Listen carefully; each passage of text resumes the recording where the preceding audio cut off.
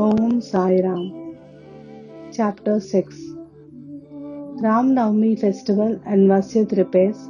Efficacy of the touch of the Guru's hand. Ram Navami Festival, its origin, transformation, etc. Repairs of the Masjid. Before describing Ram Navami Festival and Masjid repairs, the author makes some preliminary remarks about Sadguru as follows. Efficacy of the touch of the Guru's hand. When Sadguru is the helmsman, he is sure to carry us safely and easily beyond the world's ocean. The word Sadguru brings us to mind Sai Baba, the perfect master. He appears to me as if standing before me and applying Bodhi, the sacred ashes, to my forehead and placing his hand of blessing on my head. Then joy fills my heart and love overflows my eyes. Wonderful is the power of the touch of Guru's hand. The subtle body, consisting of thoughts and desires, which cannot be burnt by the gross fire, is destroyed by the mere touch of the Guru's hand, and the sins of many past births are cleaned and washed away. Even the speech of those who feel agitated when they hear religious and godly talks attain calmness. The sight of Sai Baba's handsome form chokes our throat at joy, makes the eyes overflow with tears and overwhelms the heart with emotions. It awakes in us, I am He, Soham, Brahma, consciousness, manifests the joy of self-realization and dissolving the distinction of I and Thou, makes us one with the Supreme, one reality. When I begin to read scriptures, at every step I am reminded of my Sadguru Sai Baba, who assumes the form of Rama or Krishna and makes me listen to his life. For instance, when I sit to listen to Bhagavad, Sai becomes Krishna from top to toe, and I think he sings the Bhagavad or Uddhav Gita, song of teachings by Lord Sri Krishna to his disciple Uddhav, for the welfare of the devotees. When I myself start to write anything, I cannot compose a few words or sentences, but when he of his own accord makes me write, I go on writing, and there is no end to it.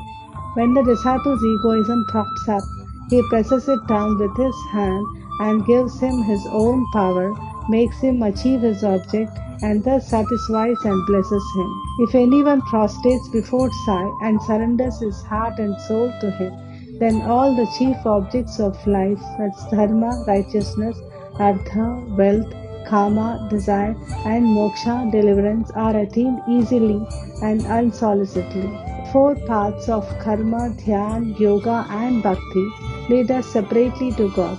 Of these, the path of bhakti is thorny and full of pits and ditches, and thus difficult to traverse. But if you, relying on your Sadguru, avoid the pits and thorns and walk straight, it will take you to your destination, that is God. So says Sai Baba. After philosophizing about the self-existent Brahma, his power Maya to create this world and the world created, and stating that all these three are ultimately one and the same, the author quotes Sai Baba's words guaranteeing the welfare of the bhaktas. There will never be any dearth or scarcity regarding food and clothes in my devotee's home. It is my special characteristic that I always look to and provide for the welfare of those devotees who worship me wholeheartedly with their minds ever fixed on me. Lord Krishna has also said the same in the Gita. Therefore, strive not much for food and clothes. If you want anything, beg of the Lord. Renounce worldly honors, try to get Lord's grace and blessings, and be honored in his court. Do not be deluded by worldly honor. The form of the deity should be firmly fixed in the mind. Let all the senses and mind be ever devoted to the worship of the Lord. Let there be no attraction for any other thing. Fix the mind in remembering me always, so that it will not wander elsewhere towards body, wealth, and home. Then it will be calm, peaceful, and carefree. This is the sign of the mind being well engaged in good company. If the mind is vagrant, it cannot be called well merged in him. After quoting these words, the author goes on to relate the story of Ram Navami festival in Shirdi. As Ram Navami is the most celebrated festival at Shirdi, another fuller account, as published in Sri Sai Leela magazine of 1925, page 197, is also referred to, and a summary of the festival as related in both these accounts is attempted here. Origin. One Mr. Gopalrao Kund was a surveyor in survey department at Kopargaon. He was a great devotee of Baba. He had three wives but had no issue. With Sai Baba's blessings, a son was born to him. In the joy that he felt due to this, an idea of celebrating a fair or urus occurred to him in the year 1897, and he placed it for consideration before other Shirdi devotees, that is Tathya Patil, Thada Kote Patil, and Madhavrao Deshpande, who is Shama. They all approved of the idea and obtained Sai Baba's permission and blessings for it. Then an application was made to get the collector's sanction for celebrating the Urus, but as the village Kulkarni held against holding the fair, the sanction was refused. But as Sai Baba had blessed it, they tried again and ultimately succeeded in getting the collector's sanction. The day for the Urus was fixed on Ramanavami. After having consultation with Sai Baba, it seems like he had some purpose behind this, that is, the unification of the two festivals, the Urus and the Ram Navami, and the unification of the two communities, the Hindus and the Mohammedans. As future events showed, this end or object was duly achieved. Though the permission was obtained, but other difficulties cropped up. Shirdi was a village and there was a scarcity of water. There were two wells in the village. The one is used dried up soon, and the water from the second was brackish. The brackish water was turned into sweet water by Sai Baba by putting flowers into it. As the water of this well was insufficient, so Tathya Patel had to arrange to get water from outside. Temporary shops were to be constructed and wrestling bouts arranged. Gopal Rao Gund had a friend by name Damu Anna Kasar of Ahmednagar. He was also similarly unhappy in the matter of progeny, though he had two wives. He too was blessed by Sai Baba with sons, and Mr. Gun prevailed upon his friend to prepare and supply one flag for the procession of the fair. He also succeeded in inducing Mr. Nana Sahib Nimonkar to supply another flag. Both these flags were taken in procession through the village and finally fixed at the top corners of the masjid, which is called by Sai Baba as Dwarkamai. This is being done even now. The Sandal Procession. There was another procession which was started in this fair. The idea of Sandal Procession originated with one Mr. Amir Sarkar Dalal, a Mohammedan Bhakta from Korha. This procession is held in honor of great Muslim saints. Sandal, that is chandan paste, and scrapings are put in the thali, the flat dishes, with incense burning before them, and carried in procession to the accompaniment of band and music through the village, and then, after returning to the masjid, the contents of the dishes are thrown on the mimbar, mesh and walls of the masjid. This work was managed by Mr. Amir Shakkar for the first 3 years, and then onwards by his wife. So on the same day, the two processions, the flags of the Hindus and the sandal by the Muslims, went on side by side and are still going on without any problem. Arrangement. This day was very dear and sacred to the devotees of Sai Baba. Most of them turned up for the occasion and took part in the management of the fair. Tatya Kote Patil looked to all outward affairs, while the internal management was entirely left to Radha Krishnamai, a female devotee of Baba. Her residence was full of guests on the occasion, and she had to look after their needs and also arrange for all the paraphernalia of the fair. Another work which she willingly did was to clean and whitewash the entire masjid, its walls and floor, which were blackened and were full of soot on account of the perpetual dhuni, the sacred fire of Sai Baba. This she did during the night when Sai Baba had gone to sleep every alternative night in the chavdi. She had to take out all the things including the dhuni and after thorough cleaning and whitewashing replace them as they were before. Feeding the poor, which was so dear to Sai Baba, was also an important item in this fair. For this purpose, cooking on grand scale and preparing various sweet dishes was done in Radha Krishnamai's lodging, and various rich and wealthy devotees took a leading part in this. Transformation of Urus into Ramanavami festival. Things were going on in this way, and the fair was gradually increasing in importance till 1912, when a change took place. That year, one devotee, Mr. Krishnaraj Jogeshwar Bhishan, the author of Sai Sagunpasana, came for the fair with Dada Sahib Kapade of Amravati and was staying on the previous day in the Dikshit Vada. While he was lying in the veranda, and while Mr. Lakshman Rao alias Kaka Mahajani was going with puja materials to the masjid, A thought arose in his mind, and he accosted the latter. Thus, there is some providential arrangement in the fact that the Urus or fair is celebrated in Shirdi on Ramanavami. Ramanavami is very dear to all the Hindus. Then, why not begin the Ramanavami festival? The celebration of birth of Sri Ram on this day here. Kaka Mahajani liked the idea, and it was arranged to get Baba's permission in this matter.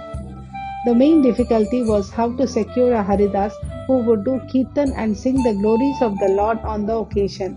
But Bhisham solved the difficulty by saying that this Ram Akhyan, the composition on Ram's birth, was ready and he would do the Kirtan himself while Kaka Mahajani should play on the harmonium. It was also arranged to get the suntavada, the ginger powder mixed with sugar as prasad, prepared by Radha Krishnamai. So they immediately went to the masjid to get Baba's permission. Baba, who knew everything and aware of what was happening there, asked Mahajani as to what was going on in the Vada. Being rather perturbed, Mahajani could not catch the purport of the question and remained silent. Then Baba asked Bhisham what he had to say. He explained the idea of celebrating Ram Navami festival and asked for Baba's permission, and Baba gladly gave it. All rejoiced and made preparations for the Jayanti festival. Next day the masjid was decorated with paintings, etc. A cradle was supplied by Radha Krishnamai and placed in front of Baba's seat, and the proceedings started. Bhisham stood up for Kirtan and Mahajani began to play on the harmonium. Sai Baba sent a person to call Mahajani. He was hesitating to go, doubtful whether Baba would allow the festival to go on, but when he went to Baba, the latter asked him as to what was going on and why the cradle was placed there. He answered that the Ram Navami festival had commenced and the cradle was put out for that purpose. Then Baba took a garland from the nimbhar, the niche, and placed it around his neck and sent another garland for Bhisham. Then the Kirtan commenced. When it came to close, loud sounds of victory to Ram went up, and Kulal, the color powder, was thrown up all around at this band and music. Everybody was overjoyed when suddenly a roar was heard. The red powder thrown promiscuously went up and somehow fell into Baba's eyes. Baba got wild and began to scold, then abuse loudly. People got frightened and took to their heels. The intimate devotees who knew Baba well took these scoldings and outpourings of Baba as blessings in disguise. They thought that when Ram was born, it was proper for Baba to get wild and enjoy to kill Ravan and his demons in the form of egoism and wicked thoughts, etc.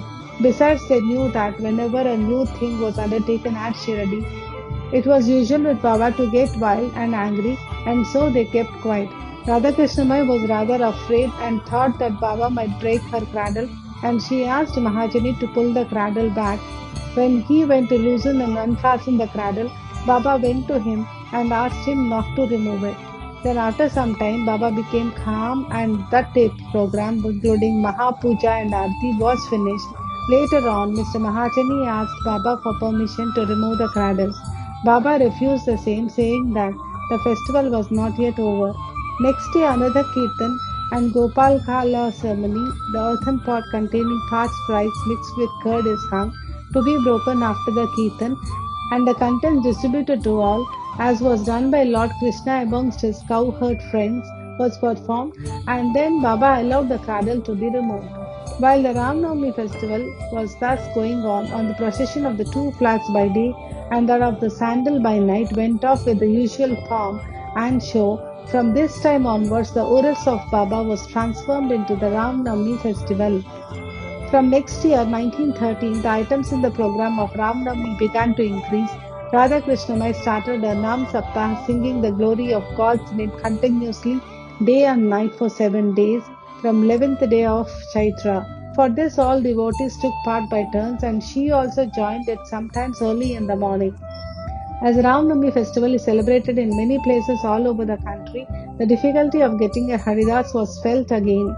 But 5 or 6 days before the festival, Mahajani incidentally met Balabhua, who was known as modern Tukharam, and got him to do the Kirtan that year. The next year, 1914, another Balabhua Satarkar of Birhad of Siddhakavate district Satara could not act as a Haridas in his own town as plague was prevailing there, and so he came to Shirdi with Baba's permission, which was secured through Kaka Sahib Dikshit. He did the Kirtan and was sufficiently recompensed for his labor. The difficulty of getting a new Haridas every year was finally solved from 1914 by Sai Baba, as he entrusted this function to Dasaguna Maharaj permanently, and since that time he had been successfully and creditably conducting that function until now. Since 1912, this festival began to grow gradually year by year. From the 8th and the 12th of Chaitra, Shirdi looked like a beehive of men. Shops began to increase. Celebrated wrestlers took part in wrestling bouts. Feeding of the poor was done on a grander scale. Hard work and sincere efforts of Radha Krishnamai turned Shirdi into a sansthan. Paraphernalia increased. A beautiful horse, a palanquin, chariot, and many silver items, utensils, pots, buckets, pictures, mirrors, etc. were presented. Elephants were also sent for the procession. Though all this paraphernalia increased enormously, Sai Baba ignored all these things and maintained his simplicity and modesty as before. It is to be noted that both the Hindus and the Mohammedans have been working in unison in both the processions during the entire festival, and there has been no confrontation or quarrel between them at all so far. First, about 5,000 to 7,000 people used to gather, but that figure went up to 75,000 in some years.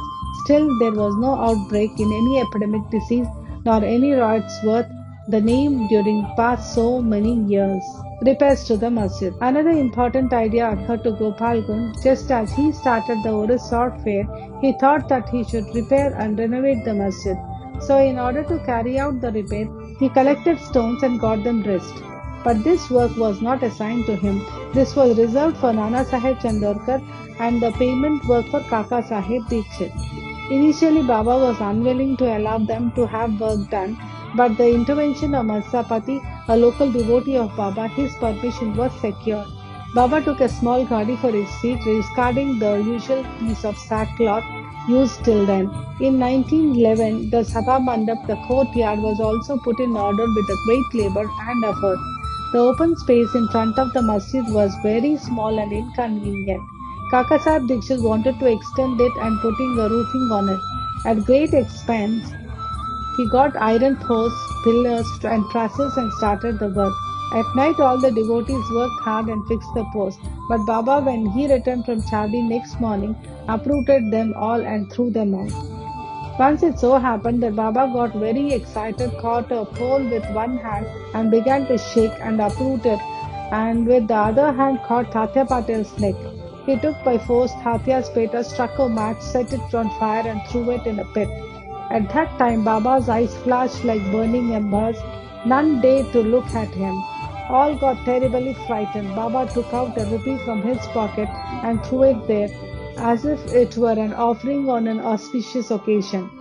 Tatya was also much frightened.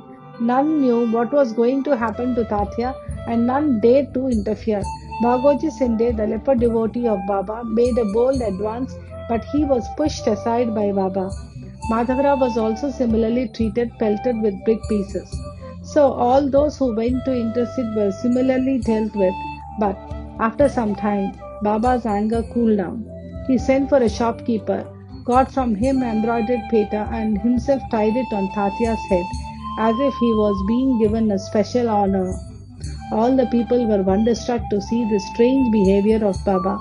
They were at loss to know what enraged Baba so suddenly and what led him to assault Satya Patel, and why his anger cooled down the next moment. Baba was sometimes very calm and quiet and talked sweet things with love, but suddenly, with or without any reason, got enraged. Many such incidents may be related, but I do not know which to choose and which to omit. I therefore refer them as they occur to me. In the next chapter, the question whether Baba was a Hindu or a Mohammedan will be taken up, and his yogic practices and powers and other matters will also be dealt with. Bow to Sri Sai Baba, peace be to all.